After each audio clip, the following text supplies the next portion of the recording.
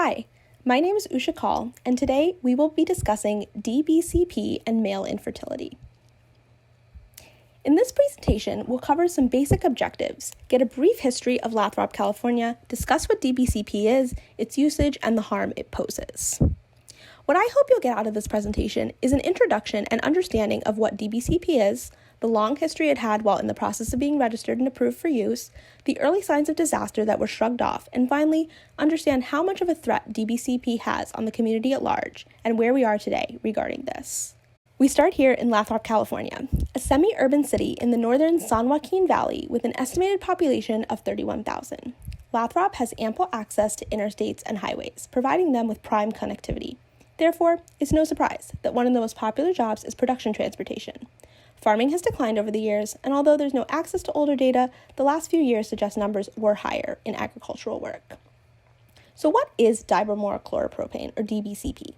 It's a pesticide consisting of 2.1% hydrogen, 15% chlorine, 15.2% carbon, and 67.6% bromine.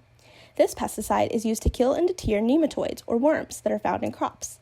They attack at the roots, therefore this chemical is widely sprayed throughout the fields. Three main manufacturers were the Dow Chemical Company, the Shell Chemical Company, and Occidental Chemical Company. DBCP is used on fruit, such as bananas, pineapples, and other tropical fruit. DBCP was first introduced to the world of agriculture and began manufacture in 1955. As previously stated, its purpose was to kill nematodes, and throughout the 50s, 60s, and 70s, it was widely successful at that mission. That is, until everything changed in 1977. Suspicion arose one afternoon as workers were conversing over lunch and discovered they were all struggling with infertility, something many had not experienced prior to working with DBCP. But let's take a step back in time and understand how we got here. Firstly, it's important to note who the major cast of characters are in this story. First, we have Dr. Charles Hine, a chemical engineer, and for the purpose of this presentation, he was under contract with Shell Chemical at the time. Next, Shell Chemical Company, the largest petrochemical producer. Following, we have the U.S. Food and Drug Administration, U.S. Department of Agriculture, National Institute for Occupational Safety Health, Occidental Chemical Company, and the last, the Environmental Protection Agency. Manufacturing began in 1955-1956. Sources seem to split opinions on this. By 1961, a report is released by industry toxicologists observing that the exposure between DBCP and rodents were portraying testicular changes along with kidney damage in both sexes of rodents. Regardless, DBCP was approved for use and registered as a fumigant pesticide. But we're left with the question, how are there so many concerns yet approval was granted? Did anyone say anything? Was the timeline always this clean? No. In 1961, before approval but after the report findings were published, Dr. Hine supported the registration of the chemical, but called for workplaces to use less than 1 ppm, or 1 part chemical in 1 million parts air.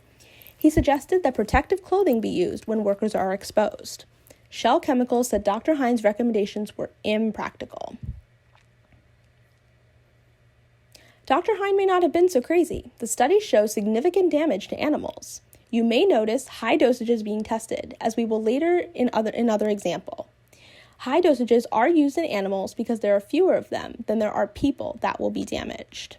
The USDA chimed in and questioned Shell as to the report findings. Shell said that at 5 ppm, adverse effects were not noted. We know this isn't true. Therefore, there's no harm at 1 ppm, and that the limited warning provided on the label was adequate.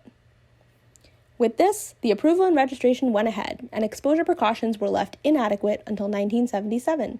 The data available was sufficient to warrant required PPE and medical surveillance, but none was provided. Remember this slide? Now we're back in 1977 with concern on the rise. NIOSH, or the National Institute for Occupational Safety and Health, conducted a study with 13 Occidental Chemical Company workers. The average exposure to DBCP was 0.29 to 0.43, much less than 5, which Shell had claimed was safe. Even at this very low level, 9 workers were found to have azoospermia, or no sperm at all, and 4% of the workers were found to have oligospermia, or low sperm count. Infertility is the top symptom associated with DBCP, but not the only one.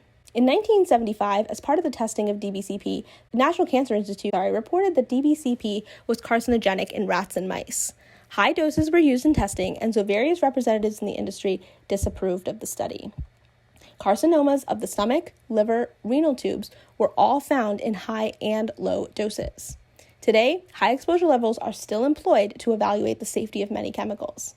People say that these studies are irrelevant to human exposure, which is usually much lower, but the small number of animals used in experiments mean that the dosage has to be high in order to reveal any possible hazard that thousands of workers face at much lower exposure levels.